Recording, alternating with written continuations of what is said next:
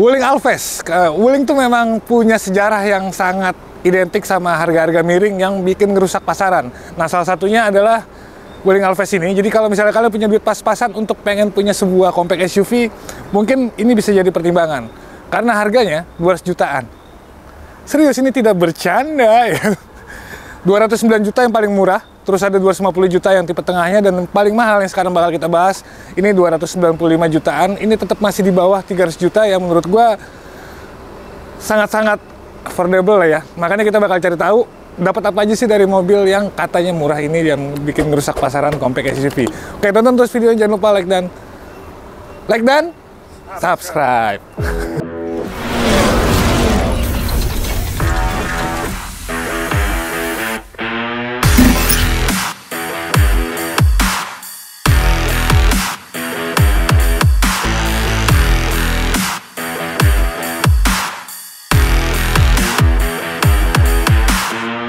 Oke, kita bahas tampilannya dulu ya. Ini menurut gua sebuah desain yang paling aman lah dari Wuling. Dia nggak mau neko-neko, dia juga nggak mau terlalu mencolok gitu. Cuman dilihatnya memang tetap enak. Walaupun nggak seenak Almas gitu kali ya, tapi ini tetap menurut gua tetap menarik. Kita lihat dari depan grillnya, dia pakai chrome yang dikit doang nih, ada dua baris kotak-kotak di sini yang kalau gue punya pasti bakal gue hilangin. Terus logo Wulingnya juga sekarang udah warna silver, jadi nggak norak lagi gitu ya, warna merah. Ini jadi lebih oke. Di bagian bawahnya juga tetap ada alis chrome. Harusnya nggak ada juga nggak apa-apa lah gitu, tapi ya udah. Terus ini udah pakai LED DRL, lampunya juga dia udah semuanya udah LED dan proyektor juga. Terus ini sama, ini juga masih halogen tapi itu. Oke, di bagian sampingnya kita bisa lihat dia pakai pelek 16 inci yang desain peleknya juga ini ternyata biasa aja sih menurut gue ya. Tapi ya oke lah, kekinian dual tone. Terus di sini ada over fendernya, spionnya juga udah pakai lampu sen walaupun dia belum ada kamera 360-nya ya. Ada aksen chrome lagi di bagian bawahnya. Jadi karena ini mobil murah, dia harus banyakin chrome supaya lebih kelihatan mahal gitu. Terus ini ada roof railnya, di sini juga dibikin blackout. Lagi-lagi ada chrome sini, dan ini ada tombol buat bukanya, jadi tinggal gini doang, nggak perlu pakai kunci. Oke, di belakang juga dia sebenarnya relatif simple, gue suka, jadi nggak terlalu neko-neko. Banyak lekukan-lekukan di sini juga kayak ada tambahan kayak gitu yang bikin jadi lebih variatif lah gini. Ada high mount stop lamp, dia tapi belum ada defogger walaupun udah ada wipernya. Di sini ada logo Alves-nya, terus bumpernya juga sama. Di sini ada aksen chrome untuk bikin tadi tampilannya jadi berasa lebih mahal gitu ya. Nah, sekarang kita lihat di dalamnya tuh kayak apa. Ayo. Oke, sekarang di dalam kabinnya, gue udah di dalam kabinnya. Ini cukup lumayan. Tadi maksud gue ini memang ada beberapa usaha dari Wuling untuk membuat si Alves ini tampak jadi lebih berkelas lah gitu ya. Misalnya kayak ini nih, jahitan-jahitannya ini beneran. Terus dia soft touch ya di bagian dashboardnya. Udah gitu panel-panel AC-nya juga di sini ada fisiknya juga, dan lu juga bisa mengoperasikan dari si layar sentuhnya ini yang ukurannya 10 inci kalau nggak salah. Ini cukup lengkap juga. Semua AC, terus pengaturan audio, bahkan juga misalnya untuk yang fitur-fiturnya nanti ya ini semua bisa, ini ntar kita bakal bahas. Nah, tapi sekarang gue mau bahas dulu dari sisi materialnya. Untuk dashboard ini walaupun dia bukan soft touch tapi masih lebih kelihatan better menurut gua, oke. Terus di sini juga di door trimnya ini juga kelihatan mantep lah ya gitu, nggak kelihatan murah banget. Udah gitu di sini juga dia soft touch lagi, jadi kalau misalnya nyender itu sandaran tangannya enak, di kanan dan di kiri itu beneran bikin nyaman banget lah. Setirnya juga udah kulit dan lengkap nih, di kanan kirinya juga ada tombol-tombol. Cuma ada satu material di bagian setir yang memang kelihatan banget jelek nih. Kalau misalnya gue nih kayak plastik murah tuh masih kelihatan. Jadi sangat jomplang gitu ya antara kulit dan plastik murah gitu ya. Terus udah gitu di bagian tengahnya ini juga udah ada tempat penyimpanan yang ini ekspektasi gue ada wireless charging, tapi ternyata nggak ada. Ini bukan wireless charging, tapi di sebelahnya ini ada soket buat ngecas. Terus gue juga suka listnya. Ini kelihatan mahal ya karena titanium gitu. Udah gitu ada embosan Wuling di sini. Transmisinya juga cukup oke, jadi kayak mobil-mobil futuristik kayak misalnya pesawat gitu ya. Dia condong ke sana karena begini ya. Ini ada P, ada R, ada N, ada D, dan juga dia bisa dioperasikan di mode manualnya gitu. Jadi digeser gini-gini ya. juga ada S gitu. Nah dia ini CVT sebenarnya. Nah terus di bagian tengahnya ini ada 2 cup holder, juga ada rem parkir elektrik sama auto hold. Nah ini memang secara fitur juga cukup oke lah gitu ya.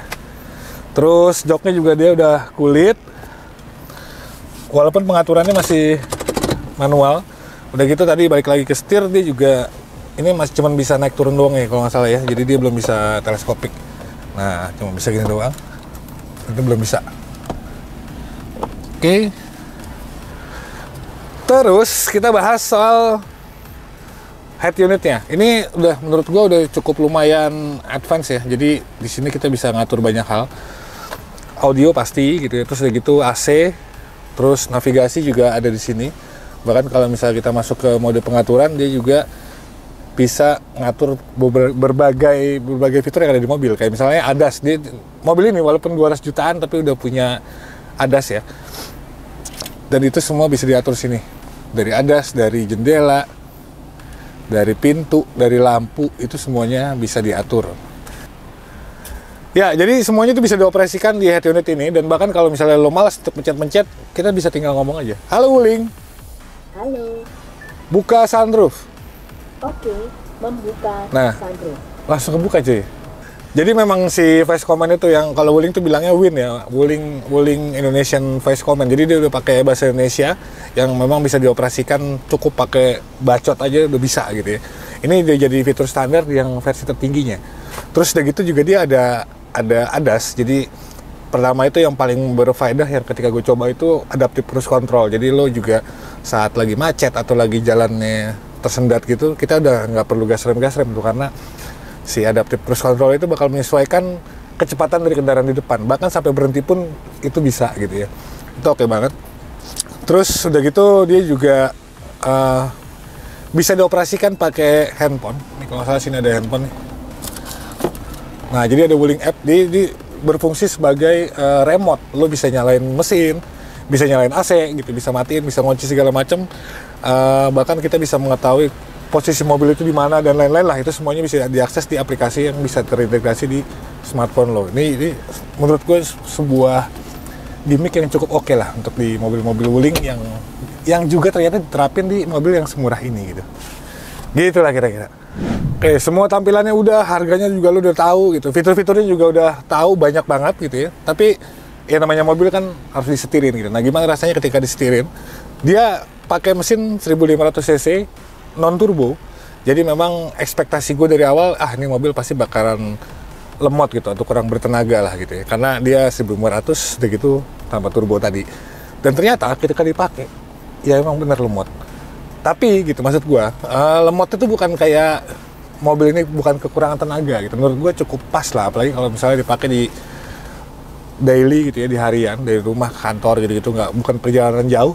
Ya ini cukup oke gitu. Di tarikan bawahnya memang dia lumayan, tapi ketika udah di RPM 2000, 3000 atau ke atasnya, itu mobil tuh kayak emang ditahan gitu, kayak nyendat. Tapi menurut gue ini juga wajar karena ada kompensasi tersendiri. Jadi konsumsi bahan bakarnya itu juga salah satu concern gue ketika low SUV pakai mesin 1500 cc dan tanpa turbo gitu ya. Itu harusnya boros cuy, lemot boros. Tapi ternyata di Alphas enggak. Gue pakai harian itu average-nya ya sekitar 12-13 km per liter. Itu menurut gue cukup lumayan oke lah untuk mesin 1500 cc dan dipakein di mobil ini gitu. Secara tenaga juga dia memang sebenarnya standar sama kayak banyak low MPV atau low SUV kebanyakan gitu ya. Dia 105 horsepower dan torsinya 143 Nm. Itu sebenarnya cukup. Tapi memang mobil-mobil Cina atau Wuling gitu ya, pada khususnya terkenal sama bodi yang relatif bobotnya itu lebih berat. Jadi makanya kenapa tarikannya agak kurang dan konsumsi bahan bakarnya boros. Tapi di Alphas ini ternyata semua keraguan itu nggak ada gitu ya. Cukup lumayan lah, maksud gue semuanya dalam taraf yang wajar. Udah gitu handlingnya ini menurut gue juga cukup lumayan enak. Jadi dia punya suspensi yang cukup empuk. Jadi kalau misalnya kita lewat jalan-jalan bergelombang atau posisi tidur segala macam, itu mobil masih nyaman. Lo mau diisi cuma 1 orang atau mau 5 orang juga dia tetap nyaman. Tapi ketika lagi kenceng dan diajak bermanuver, ini mobil juga tetap punya handling yang menurut gue cukup oke lah gitu ya. Oke, jadi kayak gitu ya, Alphest. Dengan harga yang dimulai dari 200 jutaan sampai di bawah 300, menurut kalian layak nggak sih untuk dibeli? Atau ini cukup menarik nggak sih untuk kalian bawa ke garasi? Gitu. Silahkan aja sampai di kolom komentar. Karena menurut gue ya Wuling memang lagi-lagi coba untuk mengacak-acak pasaran segmen compact SUV. Gitulah ya. Oke, sekian aja dari gue. Sampai jumpa di video selanjutnya. Gue pamit. Peace.